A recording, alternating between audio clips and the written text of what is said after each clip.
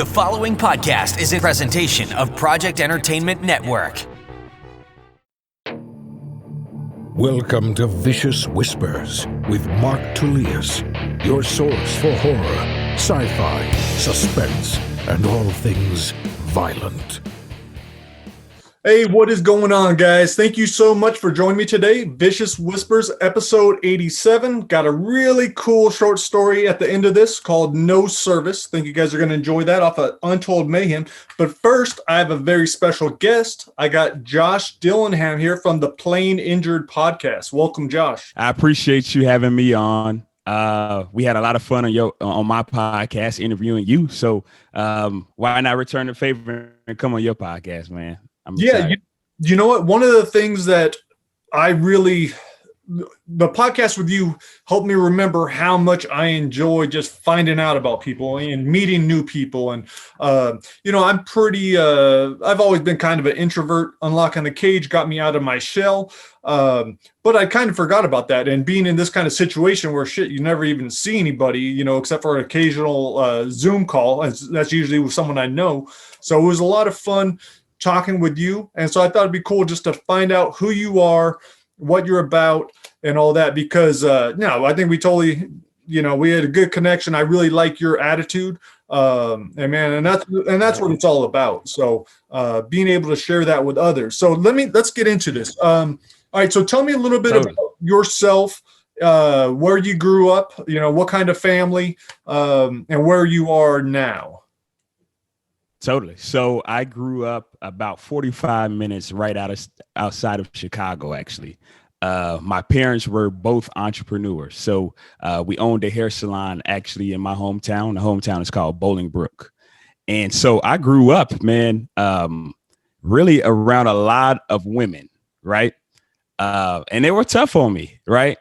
But I also grew up doing a lot of work, cleaning, parents that are, you start up a business, small mom and pop shop, the cheapest employees are your children. So they use me. So I did a lot of sweeping. I did a lot of that. But from an early age, I just learned how to be accountable and kind of learn how to earn my own stripes. It's pretty cool. First paycheck I ever got came from my dad. And so when I saw that, it was just like, man, like, being able to actually control my lifestyle became a dream for me. And so growing up, kind of got into sports, right? Got into basketball. And my older brother played football. My dad played football, but I was a small kid. So my dad was like, we don't want you to play football. You need to find something else. So ended up getting into basketball. And the reason why I got into basketball really is for popularity. I was a shy kid, introverted, got bullied. I struggled in school, struggled with reading. So I wanted people to like me. I wanted to have fame per se. So through that, I kind of just took basketball out and I kind of took it by the horns. I played in high school, ended up going to college here in downtown Chicago. And that's actually where I am now. And so that kind of gets into my podcast, and we can kind of touch on that a little bit later. But I've truly learned that I was playing basketball for approval of others instead of kind of following my own path and living for me. And so that's where I found that out in college. And so right now I'm a podcaster. I work in sales. I work with attorneys. I sell software to attorneys. And then I'm an entrepreneur at heart, man. And me and my parents, we still talk every day. Their business is going well. They've had troubles and different things like that, but that's the foundation of who I am. I'm an former athlete who had an identity crisis, who had to shift my identity to become something new, and evolve. And I'm doing that every day. I'm still evolving. I'm still learning. I'm still a young male in the world of trying to find out who I want to be as a person and who I want to be as a man. So that's kind of me in a nutshell. Yeah, that's awesome to have that kind of attitude, man. I didn't develop any kind of real drive. I don't know. I was doing the same thing as you, kind of trying to find my identity, trying to be a tough guy fighting, trying to be a tough guy playing football, trying to get some kind of fame, doing all that and I realized for all the wrong reasons. So that's cool that you discovered that early. Now with your podcast, and you have a partner with that too, right? Two of you guys on there? Yeah, I do have two, me and my partner, Mason. He's actually a mentor of mine. And I guess we can kind of go into the origin of the podcast and how that became and how me and him partnered together. So he's a speaker. He ended up coming down to Chicago. He's from Milwaukee. And I found out that he was coming down for a keynote. And so I just reached out to him and I said, hey, can we spend an hour before you go speak? We'd love to bounce some ideas off you. We'd love to chat with you. So we get to talking a little bit about life and different things like that. And I asked him a ton of questions and it just came up in the conversation. He's like, man, you should start a podcast. I feel like you have a good network of athletes that you can speak to. You came from a family of entrepreneurs. And I was scared, man, when he told me that. I wasn't a speaker. I still felt like I was shy, introverted. And he was like, I'll do it with you. Let's do it together. And so that kind of helped me out. And so I would say that was summertime 2019. We ended up launching February 2020 this year, which feels like 2 years ago. But how that came about is we were both former athletes, right? And he played soccer, I played basketball. And we just talked about playing injured in sports, right? How most athletes, when we get hurt or we get injured in a way, we always try to find a way to continue to play, right? He showed me an example of when he had, I want to say 11 stitches in his head. He tried to head of the ball. He ended up hitting somebody else's head and he got the bad end of it. So he still went out there and played. My story, I've played through multiple injuries, but I remember my senior year in college, I remember popping my thumb out of my socket and tearing all the ligaments in my hand. I remember looking at my hand and my bone was out of my hand and my trainer popped it back into place. And I was like, okay, let's wrap it up. Let's wrap up my hand. Let's see. He's like, okay, we're going to throw the ball off the wall. I want to just see you jump up and catch it. So when I jump up and caught it, my thumb went out of place again. And he popped it back in place. He said, you can't go out there and play. So our mindset was trying to figure out what was that competitive mindset from getting injured, but still doing everything you can to continue to play. And how can we transcend that to real life? And when we get injured in life, not having that give up attitude. And playing injured can be anything. You're tired. Oh, I'm sleepy. I had some non-negotiable things that I need to get done, but I'm tired. I can't get that done. It's like, no, let's push through that. You go through pain emotionally, mentally, physically. How can we translate that competitive mindset, whatever that is, to real life? Let's keep pushing forward. Let's find a way to get around this and continue to push forward. So that was kind of the idea of it. And it's been a journey so far. That's awesome. No, I love that. I had kind of mixed feelings when I even first heard the name, because it's like, playing injured, like, because my traumatic brain injury book is all about what a bad idea it is to play injured, like with a concussion or something like that. So in my head, yes, well, shit, maybe it's not good to always play injured, and maybe we hurt ourselves more. Totally. But I think that's an amazing idea for a podcast. It's such a cool idea, putting that kind of drive into real life. So what are some of the things that you've learned from interviews with different people? Have you gained any wisdom? Because that's one of the things from like Unlocking the Cage. We talked about, like, man, I was talking to all these people, so I was able to absorb a lot of stuff. How have you grown from doing the podcast, putting yourself out there, and from messages that you've heard from different people? Yes. So first off, answer your first question. What I've learned is that pain, the pain that we get in life, usually creates our purpose. Almost every story, every episode we hear they had some type of pain, and they end up coming full circle to being like their purpose, to what drives them. And we've had multiple people where they've fought through injuries physically, mentally, emotionally, people who have been suicidal now, and now they help other people, right? And it's just like your pain and your vulnerability not only helps you, it helps others that come after you. So being able to be vulnerable enough to tell others your problems so that they can help you, and then you're vulnerable enough to share that to help somebody else. And so that's the main thing I learned is your pain end up becoming your purpose. You can't see it at the time of the pain. You have to get out of it and look back and notice that if this didn't happen, my life wouldn't be as great as it is now.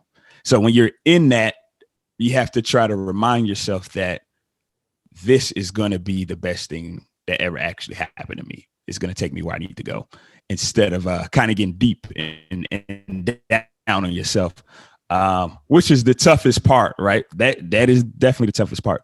But how can we kind of understand, hey, this is happening for a reason, and I'm going to be better for it. And that's kind of my motto for this year. Hey, this year has been tough, but what can we do? We'll look back 2 years from now and be like, hey, what I did in 2020 and what I went through in 2020 ended up helping me be the person that I am right now. And then interviewing people, man, and you can attest to this, the nerves, right? You're nervous. You want to kind of put out a good product. You want to have a good conversation with people. And over time, you just kind of understand, and how I've grown is that, at the end of the day, you just want to connect with somebody and kind of get deep. Mm-hmm. And so if we can just focus on helping people instead of trying to put the best product to be the best, podcaster, putting so much pressure on yourself, which I have done, mm-hmm. Worrying about other people's opinions. If I put this podcast out, are people going to like it? What are they going to say? And it's like, hey, we're doing it for the people who we can help, not the people who, the naysayers, and probably me and you can both attest to this being athletes. Excuse me. We always wanted to, prove the naysayers wrong. Right. Mm-hmm. Now that's kind of, for me, that's been dangerous, trying to prove the naysayers wrong, because I'm really sensitive to if I get negative feedback from it or a comment from it, instead of kind of helping people actually learn things and add value to people, and serve people. And so that's kind of taking the pressure off for me. And I've just learned that, man, it's fun. This is fun. Me and you having a conversation right now. This is fun. So let's make it fun, and let's have fun with the process and not put too much pressure on it. That's awesome, man. And that's exactly how I came out of our podcast last week or 2 weeks ago. Dude, I was so pumped up. I was so motivated. And it was just from talking and having a cool conversation with someone new. So that's pretty cool. And totally, it's also awesome to see, like, shit, man, we're completely different places, different parts of the country, different experiences, different sports, different, all of that. But none of that shit makes a difference. So if you're just talking to another person, like, and if you actually care about the other person, I think that's huge. Now what now I forgot my goddamn question. See, it's all the brain damage. Now with the podcast, what are your big plans? Like, what kind of dreams do you have? Where do you want to see yourself, like, in 5 years? Where do you want to see yourself in 10 years? Yes, I love that question. And I get that a lot. Obviously, what I want to do is, first off, I would love to take all these stories, and you kind of inspire me to do this. Take all of these stories that I learned, find all these common themes and what I've learned, and turn it into a book. I would love to write a book. How can we actually play through injury in life? And,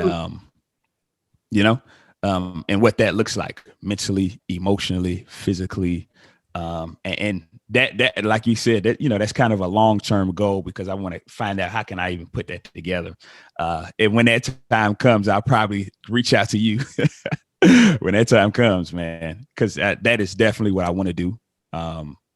Obviously want to keep the podcast going, and I want to be able to kind of stretch and reach out, be a global recognized podcast, and would love to have clothing. Would love to get into clothing and branding and making it a lifestyle, not just a saying, not just plain and I want it to be a lifestyle of, hey, I can get through anything. I can get through and get past this pain, this temporary pain. And it's just going to make me better. So we'd love to make it a lifestyle instead of just a podcast and a saying. That's awesome. Well, hey, man, I am all about helping you with the book. I think that's a super smart idea. Writing books can be a task. It could be a lot of work. It also could be a lot of fun. It would help you grow. And so, yeah, dude, if you want to do that, I'm all about it. So I'll sit down with you. I'll make you see how easy it is. Like, not easy, but it's not something that you need to put off for the future. Like, that's something you can start now, start really thinking about, like, okay, you know what? I want to touch on this. I want to touch on this. Whenever you interview someone new, you're like, just write down some notes, like, oh, you know what? I'm going to write this. And what's awesome about your case is you got all this information recorded. You have the podcast to go back to and listen. Right. So you can just dictate whatever they said. So you already are going to have a ton of content. I can show you how to structure the book real easy. Dude, honestly, if we had probably like 2 or 3 different calls, hour-long calls or whatever, you would have the book laid out, and then it would be just you putting it together and then hooking up with a good editor, and all that. So if it's something you do want to do, dude, I'm down. So I think it'd be awesome. That would be awesome, man. I guess because you had over 400. How many interviews did you do? Like 400. Yeah, about 400 like altogether. Right? Yeah. Mm-hmm. Yeah. So like 400, and I guess, man, how did you get started? Obviously, you're an author, right? How did you get started? What made you want to write? Did you do interviews to write a book, or did that just come down? I had the book idea in my head when I started. Well, and I wasn't even sure, because I was like, dude, I had so much self-doubt. Like, all the self-doubt nearly sabotaged it all. I wasn't even going the first trip, but I was like, okay, I'm going to commit to one trip. If it turns out well, then I'll write the book. And so luckily, I enjoyed the interview. Right. Writing the book was tough because I had so many people, and then it was hard determining, who should I include. Like, I want to include everyone, but if I included everyone, that would be like 1 page on each person, and you couldn't do that. So I ran into a lot of problems. But if and that's something we'll work out. We'll figure out, okay, we want to talk about this subject, this kind of subject, this kind of subject. And then you could mention the different people and different things you learn from different people in each of those subjects. We'll figure out the best way to lay it out. And I'm definitely not an expert with nonfiction. I'm not an expert in fiction either, but I could figure out a book, and really, man, it wouldn't take much work at all, because all writing is, and good writing is, man, you just embrace your voice, embrace who you are and the way that you think, and you aren't going to be trying to write like some other author. You're just going to be telling the story the way you'd be telling the story to your friends.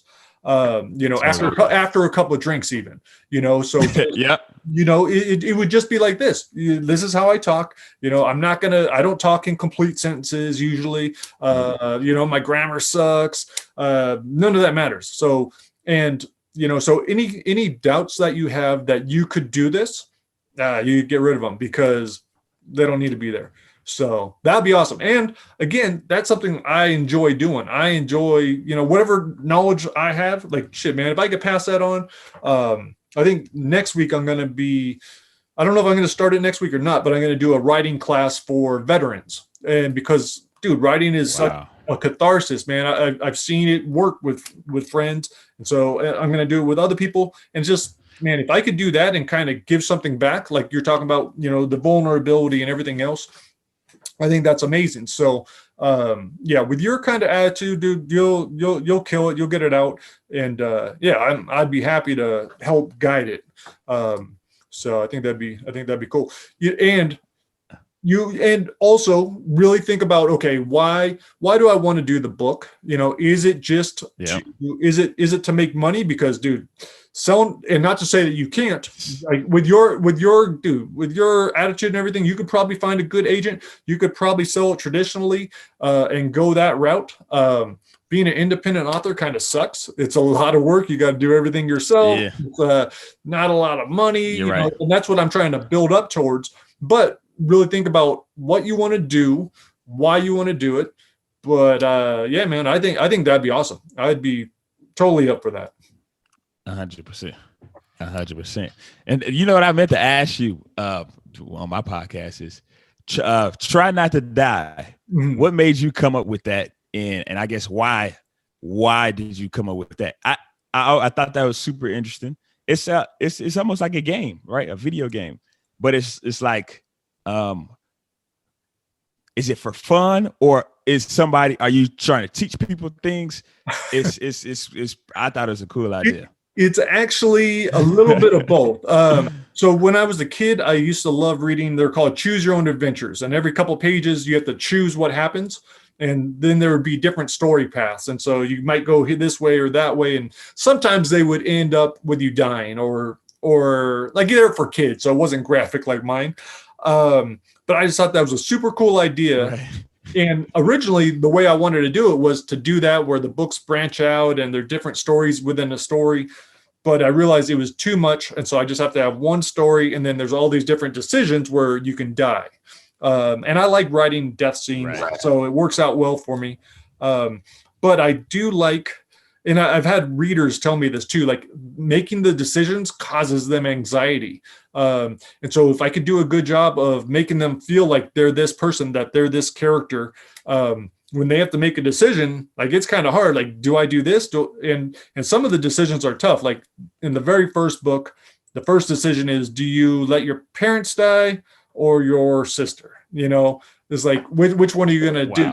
And in Pandemic, I have one where you have to decide. There's a guy running, he's being chased and he's being shot at. He's trying to get into the door that you're at. He sees you. He's like, hold it. And you have to decide, do you block it? Or do you, so do you shut the door and lock it on him? Do you just, leave the door open, or do you run? And if you don't throw the door on his face and lock it, you're going to die. And it's like, so sometimes the right answer is not really cool. Like you shouldn't really, like, I don't know. I would feel really bad about shutting the door on someone, but if it's to protect my life and a loved one's life, like, man, I'm sorry. So it's just, I don't know. Right. For me, it's fun. And yeah, we just finished that contest and we had a lot of people doing it, and most people die. They die more often than they don't. But then they could enjoy it. So yeah, so that's a lot of fun, man. And again, dude, I do those books with friends that have never written before in their life. I've done that with some friends that have barely passed high school. So who knows? So maybe down the road, you do Try Not to Die. Try Not to Die in Chicago, or Try Not to Die wherever. Like we're doing a Try Not to Die in Watts. We got a whole bunch of different ones. But like someone like you, if you did one like that, like you could write a story. You would come up with a story. I would pull it out of you that I couldn't write on my own, like, because I haven't had your experiences, right. In the short story I'm going to play today, it's called No Service, and it's about a black police officer who's dealing with a racist liquor store owner. And so I picked that one special today. But, for that, I was like, okay, I could kind of maybe tap into that experience, but not like legitimately. If we went to a 15-year-old kid, right, going, who knows what we would put them through. But that's what I tell all my co-authors. Most of them say, oh man, I can't write. I don't know how to write. I don't have a story. Well, I'm like, yeah, you do, man. Let's think about what your past was like and find some bad stuff that happened and like just kind of go off of there, or something that you dreamed about, or it's easy, and it's a lot of fun. So, but we'll work on your playing injured first. We'll get that book done first, and then after that, we'll branch out into some fiction. Right. No, I think, man, those type of games I've always loved playing. Like, okay, this decision will determine, your life, like, or the end of the story. It'll affect the story in some way. Mm-hmm. Just the smallest things, right? The very smallest things of you locking a door and unlocking a door, or whatever the case may be. In a way, I mean, it's like life in a way. Like, hey, the choices that we make can, like create the life that we live. So it's pretty interesting. I was like, man, this is crazy. He has all type of different things that people love. People enjoy those type of things, that thrill of reading. I think that's kind of like a lost commodity. Not too many people get that thrill from reading something as opposed to watching a movie or watching a TV show. Yeah. So that thrill from reading is something that, because you read the words and you interpret it in your own mind, as opposed to the visuals of what's on a TV show. You're visualizing everything on your own based off the words and the descriptions of the author, which is great. That's the true thrill. Yeah, man. And that's one thing I really try to do. Sometimes I get complaints. Sometimes in reviews, people say, oh, I wish you'd given me more. I needed more like description or whatever else. But I really try to cut down as much as possible and leave it up to the reader to, man, they can figure this out in their mind. They could play their own little movie. They could decide if it went really bad, or maybe they needed it to be more of a positive ending. So that's how they played it, So yeah, by kind of letting them do that, I think that does make it a lot better, which is cool. So 100%. 100%. Very cool, man. Dude, we got a lot of stuff to do. We got to get you started on this book. I think. All right, so now, if you know that you have access to me, and not that I'm some great guy or whatever, but to help you shape this book, when would you want to start it? When could you see it being finished? Like maybe a year's worth of interviews? Like what would be your timetable? That's a great question. I would love to. I guess I would love to. I guess I don't know. I always thought about it in a slow mind frame of, hey, 5 years worth of interviews of hearing multiple things over and over again, which I've kind of have already. Hearing multiple things over and over again, multiple themes that kind of circle together.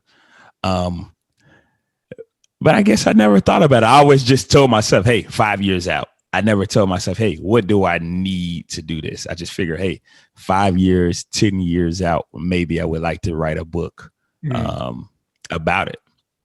And I guess it would be, hey, an increased following, or me understanding what exactly I want to get out of the book and why. Like you mentioned, why do I want to do it? Do I want to do it for this reason, or why? I always, since now that I knew that, my sports career, all of that was based off of ego and different things like that, I'm always like mindful, hey, why am I doing this? And then from there, I can retrace my steps to get to square one. So I don't know. I would say 5 years right now, because I just love doing things slow and not being in a rush. Mm-hmm. But at the same time, you never know. You kind of motivated me, like, hey, I did it, and it was pretty simple. So I don't know. I would say 5 years, but 2 to 5 years. Okay, and that's what I was going to say. I was going to say 2 years. I think. And how often are you guys doing your podcast? Is it a weekly? Weekly. Yep, weekly. Okay, so that's a lot of interviews. You're probably going to be, and that's one thing that happened with me with the fighters. I was hearing lots of the same stuff. There was these kinds of fighters. There was these kinds of fighters. There was this kind of story. There was this kind of story. And it seems like you already have gotten a lot out of it. Like you have the goal of your podcast, and that is a pretty awesome goal. So if you're able just to translate that into the book, I think it would do well. And honestly, if you could spend 15 to 30 minutes a week just jotting down ideas and just think of like brainstorm sessions every once in a while, when it comes time to actually doing the book, it wouldn't be that bad at all. I think it would be pretty cool. So, and again, I'm not trying to tell you to do something you don't want to do, but I do like making people realize like, oh yeah, I could do that. And I'm going to do that. And so yeah, that's very cool. No, you're right though. I need to start to jot things down. Different ideas. Every time I get an idea, I need to start jotting it down. And even going back and listening to old episodes, I'm like, wow, I can always jot this down right now. And even if I, write something on social media and then kind of save those posts, those short things that I've learned from each episode. It's always like 5 points or 3 or 5 points that you can get from an episode that you can take. Dude, so that is super smart. That's a very smart idea. Copy and paste them into one document so you have them all there. I do that with my traumatic brain injury book, dude, because my memory is so terrible. Like I'll go back through Facebook and I'll try to find all the posts like, okay, what was I doing at this time? Did I do anything or say anything that was important? Like, can I pull anything from there? And so, yeah, you already have content. So, man, I will send you an email just with some questions to get you kind of your brain going. Just you answering these questions will start shaping the book. And if we have some back and forth like that, before you know it, you'll be like, you know what? I do want to do this book. I don't have all the content yet, but I do know I'm going to touch on this. And the nice thing is, dude, you don't have to write the first page, and that's where most people get held up. They're like, oh, well, what did I put for the first page? What did I put for the start? I was like, man, you won't know that until you get to the end of the book.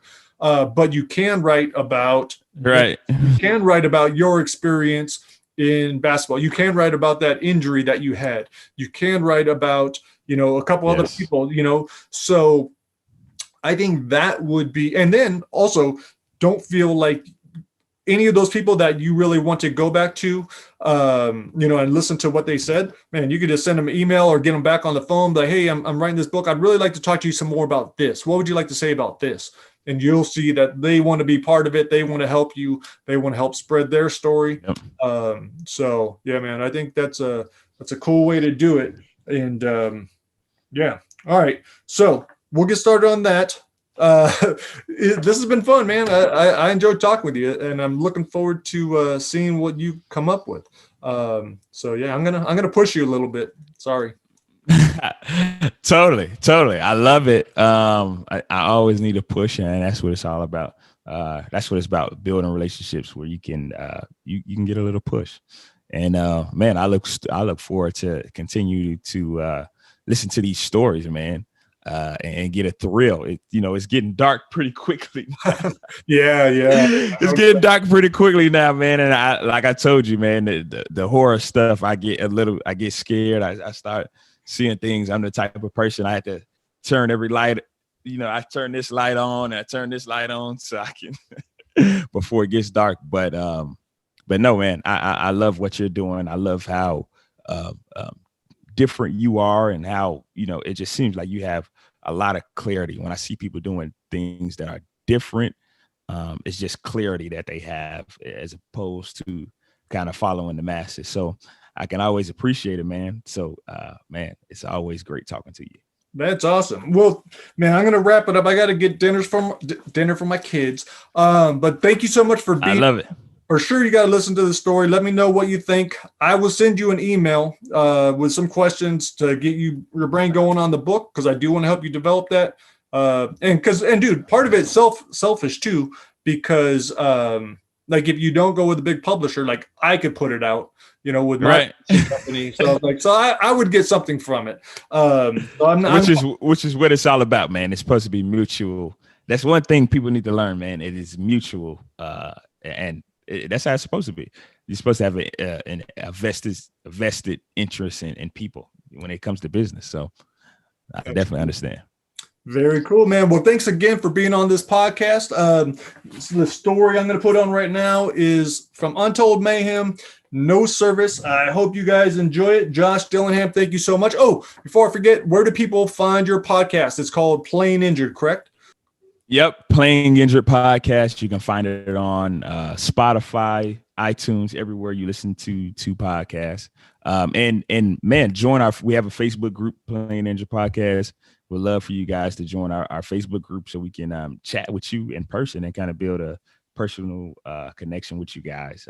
We love doing that. So I appreciate that. All right. Awesome, man. I will go ahead and sign up for that today. I will connect with you on there as well, man. So thanks once again. And here is totally, man. No Service.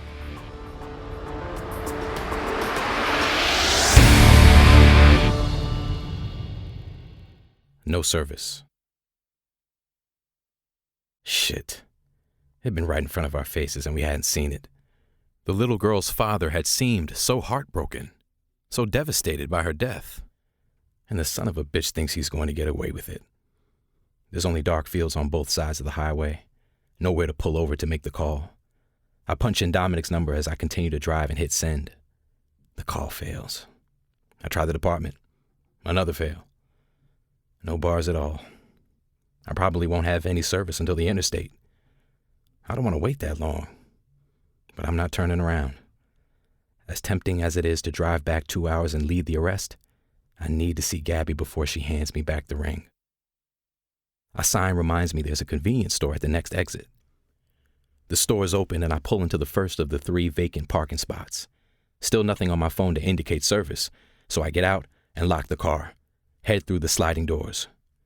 The 20-something white guy sitting behind the counter doesn't even look up when the bell announces me. I walk to the counter, glad this isn't the same asshole clerk I had last time. I count to 5, and he's still leaning back in his swivel chair, buried in a hunting magazine. I say, "Excuse me." The clerk sets the magazine on his lap, but doesn't say a word. The hate clear on his face. The look of contempt, like I'm a lower form of life, is when I learned to recognize as a kid. His name tag reads Eric, as if his parents couldn't decide which consonant they preferred. "I'm sorry to bother you, but I need to borrow your phone." He laughs. "Borrow my phone?" I hold up my cell. "Yeah, I don't get any service out here." "No one does." "It's very important." "I'm sure it is." Eric flips open his magazine. "Payphone's right outside those doors." "I need to call the police station." "Like I said, the phone's outside." I hate playing the cop card and want as few people as possible knowing what I do, but he's forcing my hand. This is official police business. "The phone here doesn't work. Been busted for a week." "Why didn't you say that first?" "You didn't ask." This guy's worse than the first clerk. Another racist like all the others that live out here. I'm tempted to check the phone, but I know he'll fight me. I walk back to my car and check the middle console for change, only able to scrounge up 35 cents. An older Pontiac pulls up with a portly blonde and her little boy.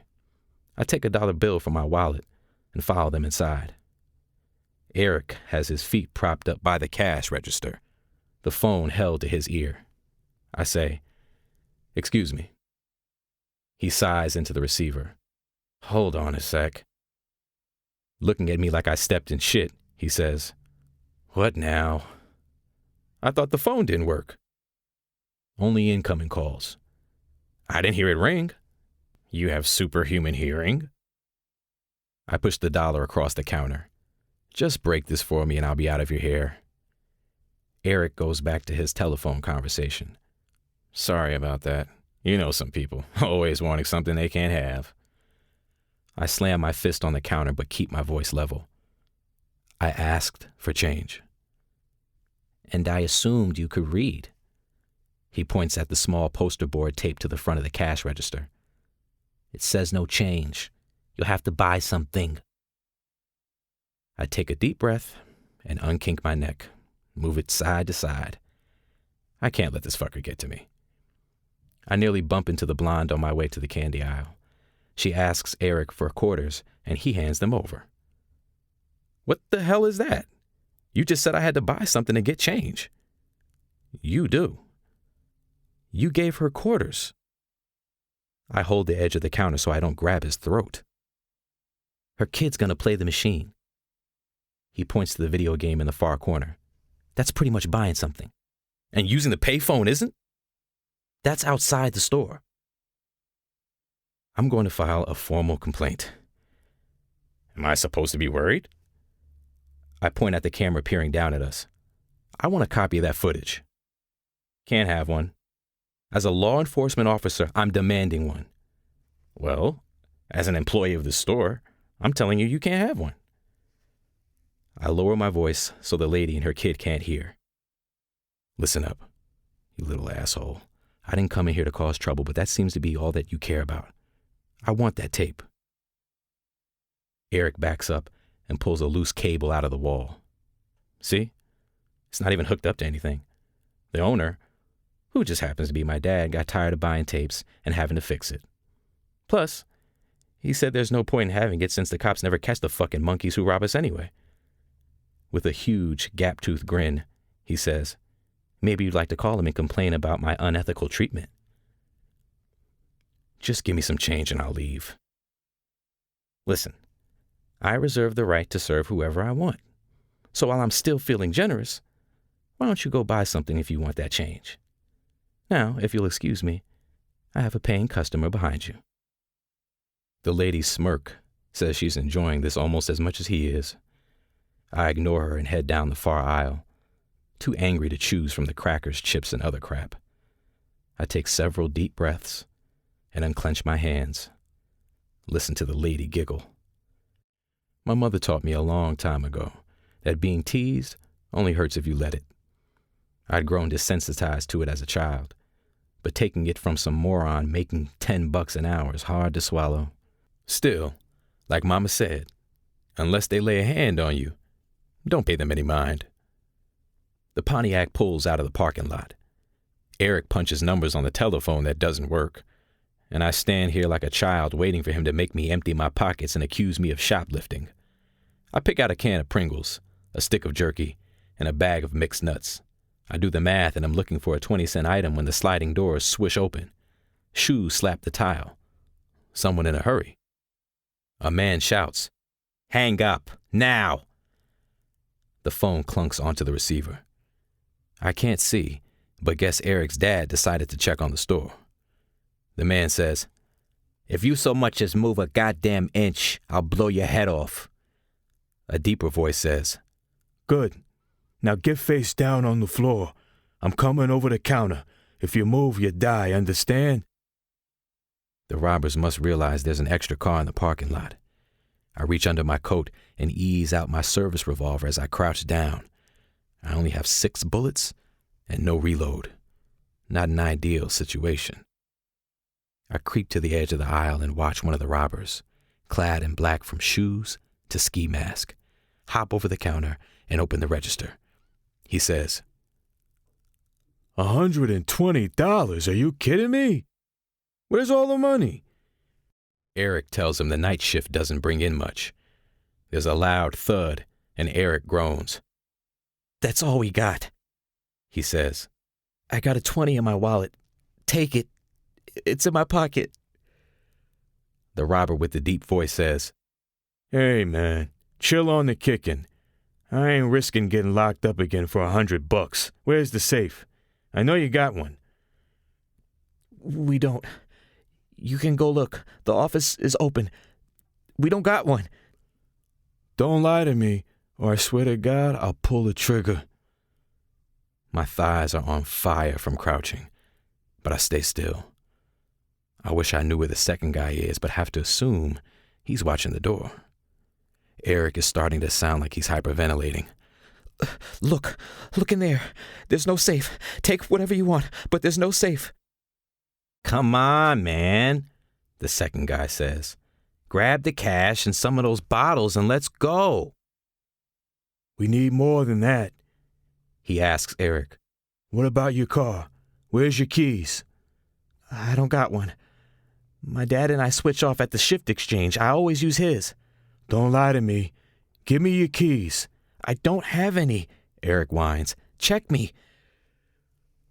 "Then whose car is that if it ain't yours?" I ease around the corner. The second robber is only an aisle away, back to me, his .45 pointed at the ground. The one behind the counter is looking down. "I asked you a fucking question. Whose car?" Eric says, "The dude is..." But I'm already moving. The second guy starts to turn, but I crack his head with the butt of my .357. He crumbles, and I turn the gun on the guy who just ducked beneath the counter. I step back into a shooting stance, control my breathing, my gun sight steady. I'm a cop. Raise your gun into the air by its barrel and come up very slowly. "Fuck you. Johnny, you out there?" "Out cold. Just you and me. I don't want any problems. Just give it up and no one else gets hurt." Everything was silent except for the swishing of the Slurpee machine in my pounding heart. "What's it going to be? Do you really want to risk everything?" "Back off, or I'll put one through this dude's head." "Let him go, and we can talk about getting you out of here." "Last warning, you better not fucking shoot," the robber says as he pops up using Eric as a shield. Eric's pale and shaking, the robber behind him, the muzzle of the gun pressed to Eric's temple. "You want to go away from murder?" I ask. "I ain't going back, period. Walk out of here, and this dude might live." I steady my aim. "If you shoot him, I shoot you. Simple as that. You want to die?" "Don't shoot me," Eric begs the robber. "Please don't shoot me. Don't listen to him." He tells me, "Just leave. Take off and let them go." Not an option. The robber says, "Listen to him and leave." You know what? I don't give a rat's ass if you shoot him. Huh? The robber looks like he's not sure he should believe me. Eric says, "He's trying to psych you out. Just leave, cop. Come on. I'm sorry about earlier." "Sure you are." The robber says, "I'm gonna count to 10. "Why so high? I've made my decision. It's you or me. And I'm going to see my girl tonight.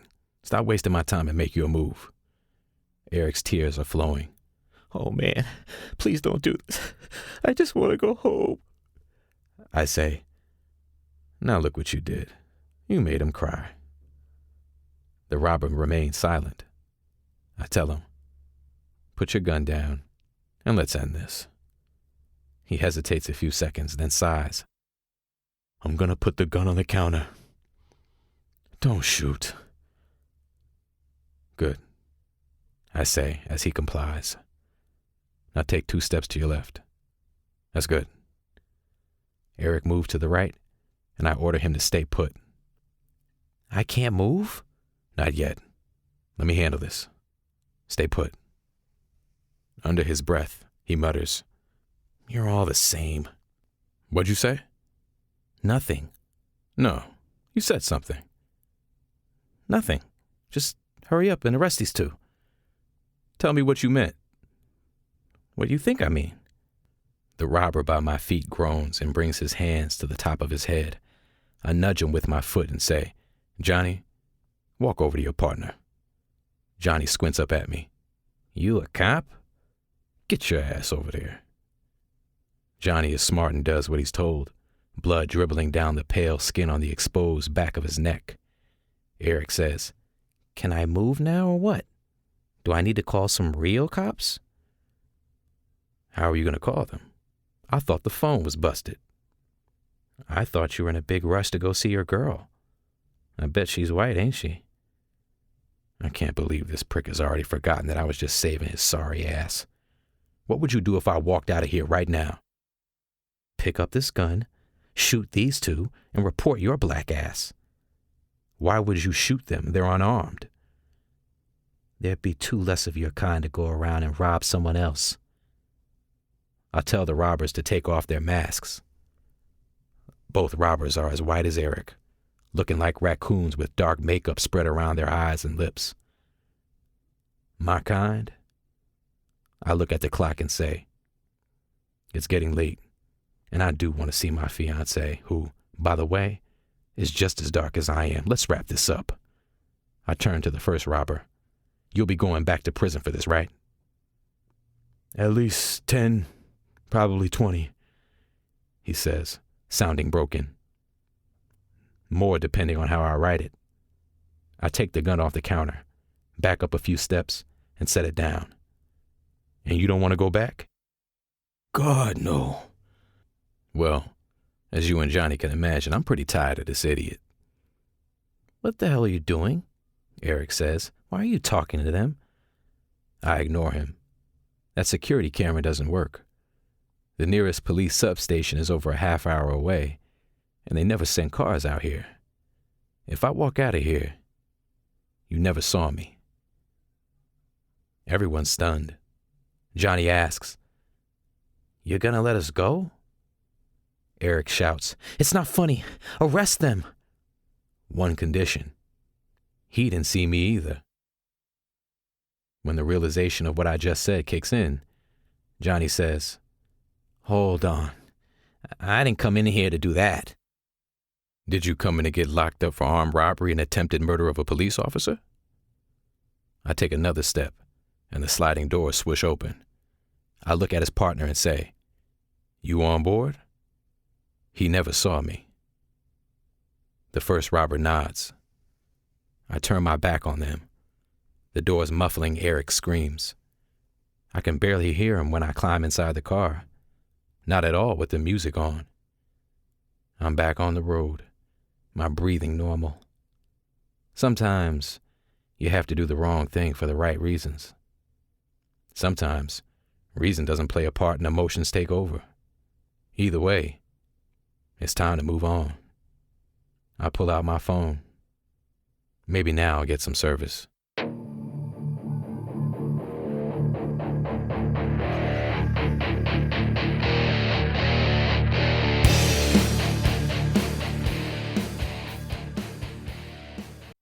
This has been a presentation of the Project Entertainment Network.